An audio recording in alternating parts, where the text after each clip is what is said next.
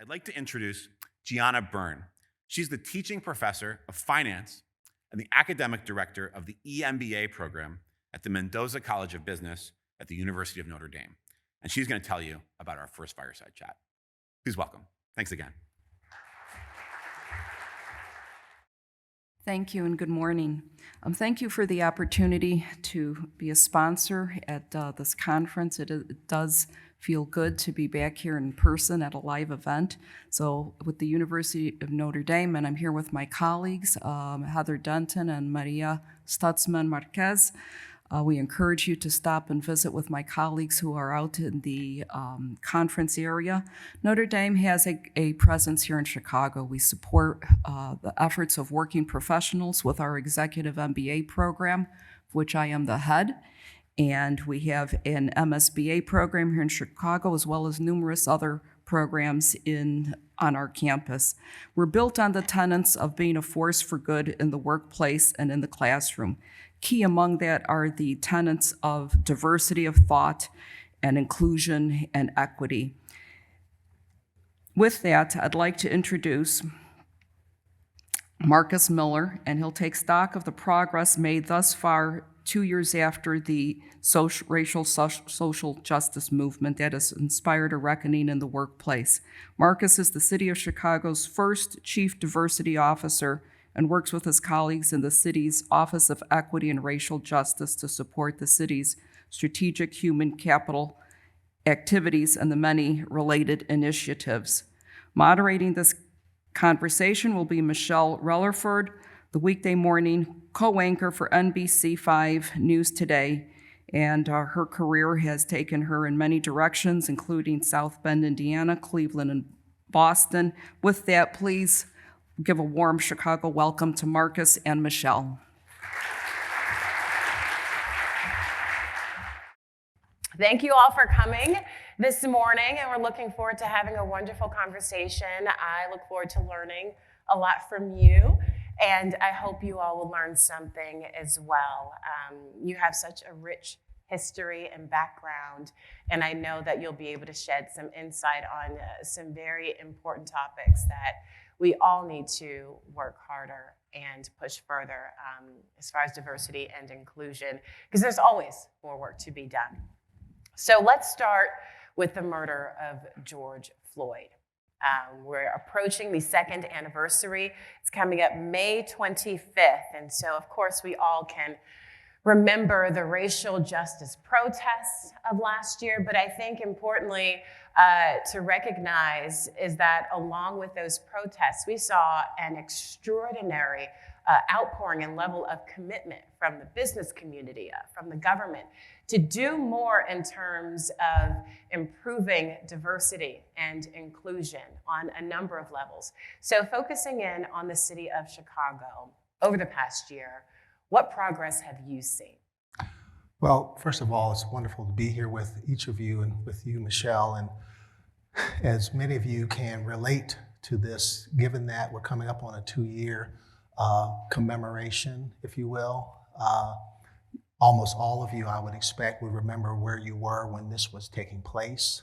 And many of you remember what you experienced as the events unfolded, especially those that unfolded here in Chicago.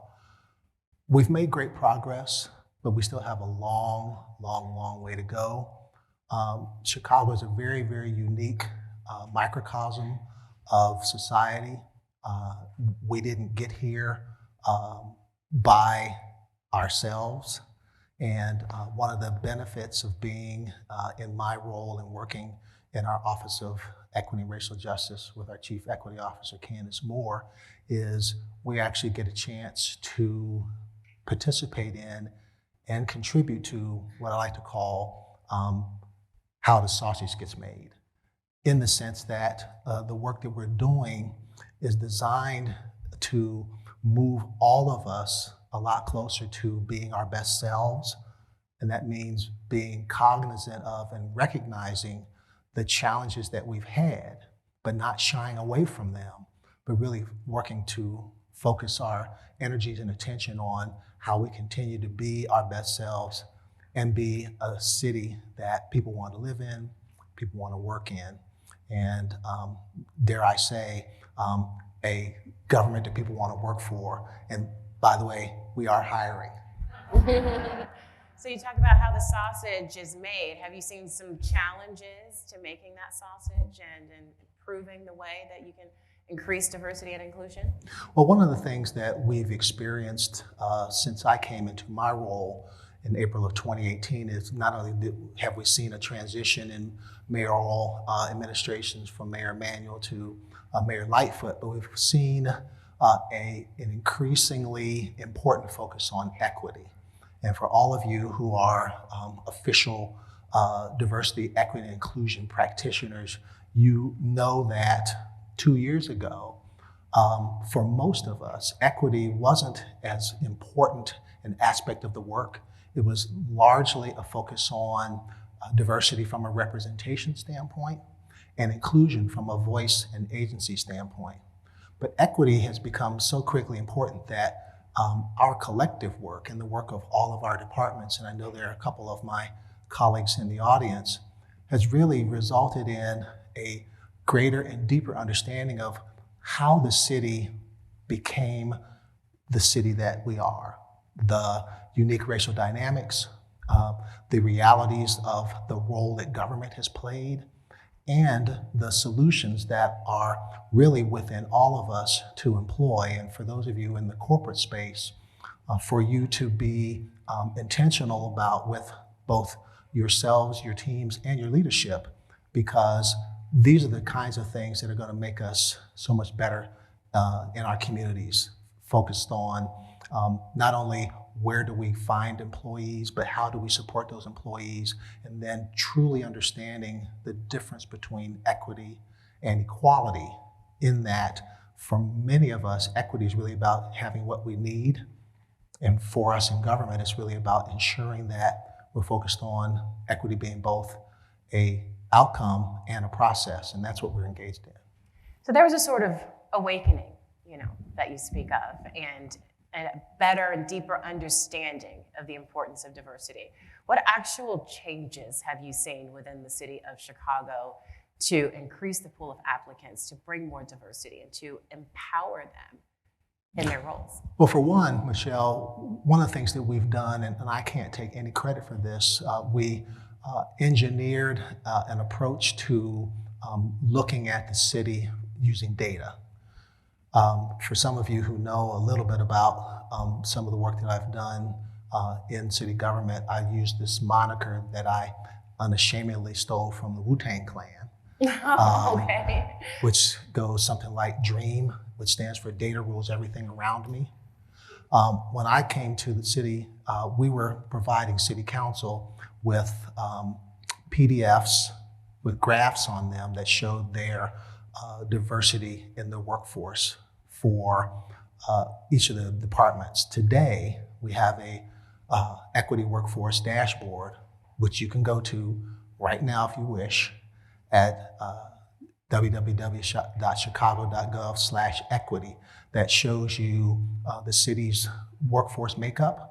And our 2.0 version, which we're very excited about, is going to also have maps that shows where city employees are in comparison to the rest of the city. So you can actually compare the progress that we've made and will continue to make, because again, this is not work that is easy to do overnight. It is important work that we've done. And so using data has allowed us to tell a different story within the city as well as external to the city. That sounds wonderful. And even with the doors that have been opened, and speaking particularly about police and fire, and I'm sure a number of people in the city have actually noticed the greater emphasis on hiring and outreach, particularly in minority communities. But over time, and for many years, there have been accusations that there are barriers within those departments for minorities.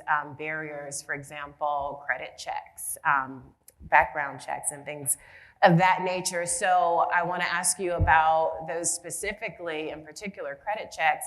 Are those barriers still in place? Do you know if they did exist at one point? Has that changed? I'm not certain how many of those things actually existed. What I can say is, it's no surprise to many of you who pay attention to these things, the city is still in a consent decree to reform the police department. We are still under a 1980 consent decree in the fire department to continue to diversify the workforce, as well as the approach that we take to providing public safety to Chicago residents. I wouldn't be surprised if there have been some individual actors who have not acted in the city's best interest. That's just the nature of working in a city with 30,000 employees. But what I can say is we've seen significant change, especially change along the lines of how we go out into the market to recruit individuals to serve in the Chicago Police Department and the Chicago Fire Department. It's been, I don't want to say it's been a sea change, but it has been a change that has been long overdue. And I really credit the leadership of both the fire department and the police department for recognizing that community safety, public safety is something that is of paramount importance to all of us. Are there policies in place? Are there people who work in certain disciplines that are tasked with monitoring for those things? I know I mentioned credit checks, but also there's been a lot of accusations about the testing as well. You know, what can be done when people feel like they're seeing these patterns year after year, and there's a talk about change, but people still feel like they're being left out intentionally? Well, one of the interesting things about testing, and I don't know how many of you administer tests in your organizations, but one of the things that the city was empowered to do was to design what were supposed to be tests that were designed as fair and impartial, which meant they were going to have a certain cut score, and once the individual took that test and got a passing grade, because all these tests are pass-fail, they were then put into a queue, if you will, and that queue was to be used to determine their entry into the academy for both police and fire. They were lotterized so that no one could say that they got preference points. Although I must admit, we do have a veterans preference, which I believe we should have for veterans who served our country. And we do have a line of duty preference for those who have family members who've lost lives in the line of duty. But beyond that, the tests themselves have been proven to be fairly non-controversial. The challenge has been in how we've been able to identify individuals to come in and take the test. And then, of course, within the last 2 years, we've had monumental challenges at recruiting, both in terms of getting people who will want to serve in the public safety context, but also in trying to administer tests. We used to administer the police exam and the fire exam, for that matter, at McCormick Place, 40,000 people. We're never going to do that again. But what it's done is it's challenged us, much as many of you have been challenged, to find new and creative ways to identify the talent that you need, all the while trying to conform to the guidelines of a very important consent decree that we believe is going to reform the department. Well, we remain hopeful. You know, we've seen the impact that it can make when communities are policed and protected by people who feel the connection and have the understanding of that community, and maybe come from that community themselves. So again, we remain hopeful. And so let me add one other thing too, that you just touched on that's so critically important. Probably the most important part of the work that we've done in our Office of Equity and Racial Justice is strengthen the relationship we have to communities by having what we call community tables. We've set up community tables to address the horrendous impact on Black and brown communities due to COVID. We have community tables that we're actually underway right now, looking at the various ways that we do public safety. We have a new organization, the Community Safety Coordination Center, that was designed to address violence in public safety in the same way we addressed the pandemic. And so we think that that level of engagement with community is also going to provide a transformation in the way we work and live in the city. All right, fantastic. So let's talk about once you get the applicants, once you get the employees, once they're hired, we've been hearing so much about the Great Resignation, right? Throughout the pandemic, everybody's been forced to slow down. They're weighing their work-life balance. They're making different decisions about what life should look like and how it should feel. And so it's getting harder and harder for companies to attract workers and then to keep them. And so are there any changes that you have seen being made or will be made to retain diverse employees and to make them feel a sense of inclusion and belonging? That's a great question, and that's one question that I am very confident I can answer Okay. in a very enthusiastic and positive way. You've been doing great. We have been on what I'll call a journey as a city government. Some of you may be familiar with the Organization of Government Alliance on Race and Equity. We've been an active participant there, and among the several things that they provide is a framework for understanding how race and ethnicity, and for that matter, equity shows up in your organization. So we've been able to apply some of their standards and guidelines by normalizing the conversations around race, by operationalizing those conversations, and then organizing them within our government units. We have 34 departments. Each of them has an equity liaison. They're all working on an equity plan. But in addition to that, we've established some really important things for government that many of you pretty much take for granted. We're piloting some employee resource groups for the first time in city government. We've always had loosely configured affinity groups that were based in part on people's personal and professional interests as well as the things that they identify with or as. But now we're piloting an employee resource group for people with disabilities. We're piloting an employee resource group for people who are veterans. And we expect that at the end of our pilot, we will open city government to other identities because we want people to feel a sense of belonging. We want them to feel like it's their government. One of the principal reasons, and I'm often reminding both my friends and colleagues of this, is we have a residency requirement. Mm-hmm. So you have to live in the city to work for city government. That means that everything that we do in the city, everything that happens in community happens to our employees. So it's very important for us to have employees that feel like they've not only a stake in what goes on and how services are delivered, but that they feel like they're contributing to the actual betterment of government for all of the communities. And so you mentioned living in the city. We all know that living in the city of Chicago can mean a variety of different things.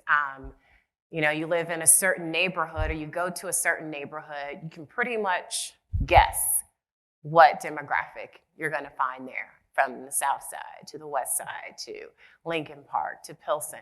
And getting to this point, we have to have this conversation about inclusion, because for so long there has been a very intentional separation within the city. Chicago is still, in 2022, one of the most notoriously segregated cities. I lived in Boston for 4 years. It could give us some competition, but it's still very divided.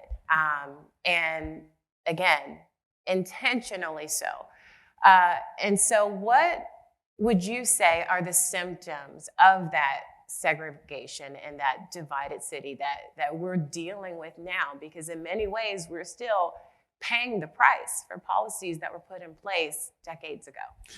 so another excellent question. And again, as I referenced a moment ago, our participation in the Government Alliance on Race and Equity has basically taught us one very valuable thing that we are now trying to impress upon everyone, and that is government got us into this.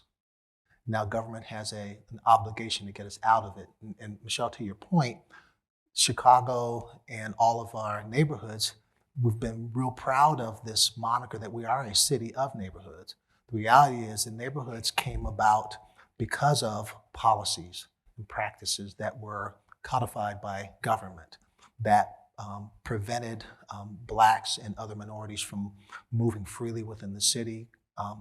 The various and sundry things like restrictive covenants. And for those of you who are real seasoned professionals in this area, you may recall about 7 years ago, Ta-Nehisi Coates wrote an article in the Atlantic about the case for reparations.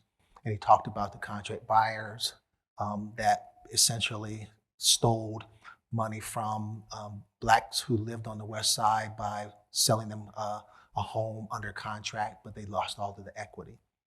To cut to the chase, those conditions were essentially supported by government. And now what we've been doing is looking at the data and being well aware of and intentional about using the tools that are available to us as a city government. We're now interrogating a lot of those decisions. And what we're starting to see is more interest in building and strengthening communities. Several of the programs we have in place, like the Invest Southwest initiative, which is Mayor Lightfoot's signature investment in communities, is really designed around reinvesting in communities that were disinvested in over a number of years. And that's how a lot of these communities have continued to exist. And if we have more time, I would love to get into the 4 levels of racism, because I also think that people are still confused about racism and what it really means and don't really think about it at a structural level. I think what you alluded to is the structural racism that continues in communities, such that you can see how people are acting not with any racist intent, but with racist outcomes. And so you mentioned the Invest Southwest program, and you're seeing a number of small business owners getting new opportunities and getting grant money and being able to open businesses in these disenfranchised communities. So it is a great boost to the small business owner. But what responsibility do you feel the city has in terms of bringing major businesses into the fold and getting them to help and try to find resolutions? Well, we have a great partnership with World Business Chicago, which many of you may know serves as one of the best front doors for the city, in addition to working with the Chicagoland Chamber of Commerce. Our deputy mayor for economic and neighborhood development, and of course business development as well, is focused every day on providing access and opportunity for businesses that want to locate here. We actually have a lot of good news to tell about what's happening, businesses that are moving here, both in the tech space and in other spaces, because they recognize we are in a prime location for commerce across the world. We have a talented and dedicated workforce. We are among the most diverse cities, especially considering Boston and Yeah, some of we our got colleagues. them beat. And so what you're starting to see, and hopefully there'll be more of this good news coming to the surface, is we are still a city that people desire to be in. The weather's going to turn eventually, and we'll start to see more interest in people coming to Chicago. We were named by Condé Nast one of the best, if not the best, cities to visit in America.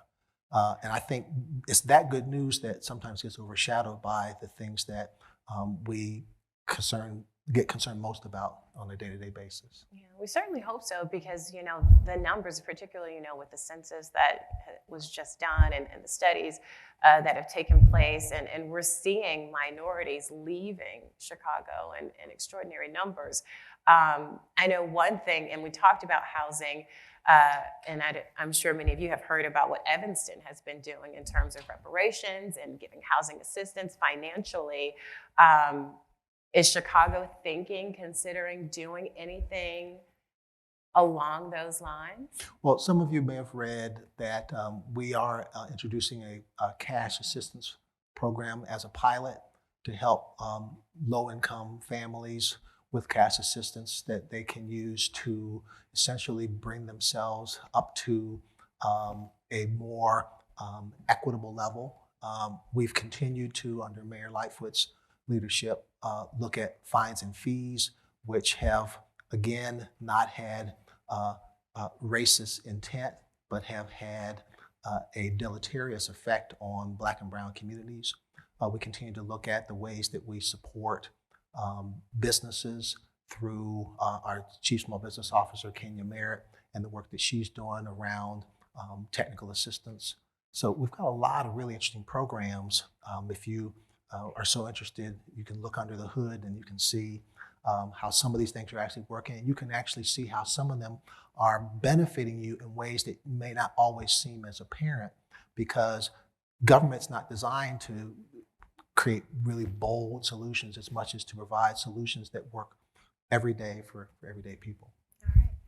Well, in closing, because we are running out of time, we'd like, again, everyone to come away from this with something. And so my final question to you would be, do you have any advice for the people in the audience, for the corporate HR leaders that we may have with us here this morning, something that the city government you believe does really well in the area of diversity and inclusion that maybe they could learn from?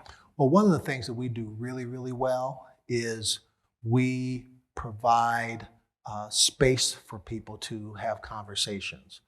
They don't always take advantage of those spaces, but the fact that since I've been in my role, we have these spaces. They didn't exist when I came into city government.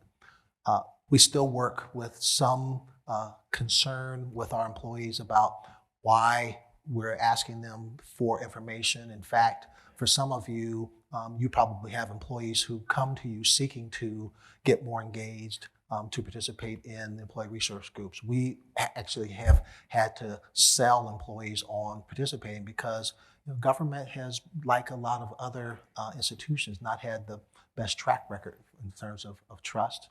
But we're earning that trust, so much so that even as we continue to be seeking employees in a number of departments, in part due to the Great Resignation, we are striving every day to be an employer of choice. And I think another thing that we also do really well is we arm our employees with data that they can then use to help make strategic day-to-day decisions that are going to benefit them. And one of the things that I'll say as a final point, we're also doing really well is we're asking you for advice. We're engaging you. We've become far more transparent. We've got a lot of information. I hesitate to say that we have a lot of information that people don't pay attention to because sometimes they don't believe that government is actually being that open and that transparent. But that's another one of our administration's bywords, to be equitable, to be transparent, to be accountable, and to be inclusive. All right. Well, Marquis Miller, Chief Diversity Officer for the City of Chicago. I've enjoyed this conversation. Thank you very much. And thank all of you. And no offense to anybody who's from Boston, I still love it there. Best lobster rolls I've ever had in my life.